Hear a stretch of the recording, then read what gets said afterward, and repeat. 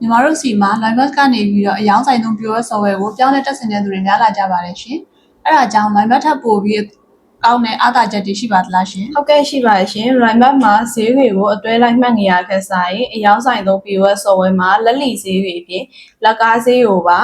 တစ်ခုနှစ်ခုစသဖြင့်ဈေးလေးသတ်မှတ်လို့ရအောင်မို့လို့ပို့ပြီးအဆင်ပြေပါရဲ့ရှင်အမြတ်စင်းတွေလည်းစစ်လို့ရရဲ့အပြင်နောက်တစ်ခုကတော့အကျွေးစင်းလေးပဲဖြစ်ပါတယ်ရှင်။ Linebus မှာအကျွေးစင်းတွေကိုစီမံခန့်ခွဲရအရန်ခက်ခဲလို့ပြောကြပါတယ်ရှင်။ဒီအယောင်ခိတ် software လေးမှာကတော့အကျွေးစင်းတွေကိုဈေးဝယ်သူအကျွေးစင်းကုန်သွင်းသူအကျွေးစင်းတွေကိုပါမှတ်လို့ရပါရဲ့ရှင်။ stock လက်ကျန်တွေပါစစ်လို့ရပါရဲ့ရှင်။နောက်တစ်ခုကတော့ Linebus မှာလုပ်ငန်းရှင်တွေဘာခက်ခဲတွေကြုံနေရလဲဆိုရင်ဝန်ထမ်းကုန်ကျစရိတ် expert အသုံးစရိတ်ထည့်မရတဲ့ခက်ခဲလေးပဲဖြစ်ပါတယ်ရှင်။ဒီအယောင်ခိတ် software လေးမှာကတော့ဝန်ထမ်းတွေရဲ့ကြိုးခုတ်လစာတွေအပြင်ကုန်ကျစရိတ် expert တွေကိုပါမှတ်လို့ရပါရဲ့ရှင်။အဲ့ဒါကြောင့်လည်းညီမတို့စီမှာလုပ်ငန်းရှင်တွေကအယောင်ဆိုင်သုံး POS software ကိုလာရောက်တက်စေသုံးပုနေကြရပဲဖြစ်ပါတယ်ရှင်။လူချင်းမင်းကိုဆိုင်တွေလိုအပ်တဲ့အယောင်ဆိုင်သုံး POS software ကိုတက်ဆင်လိုပါက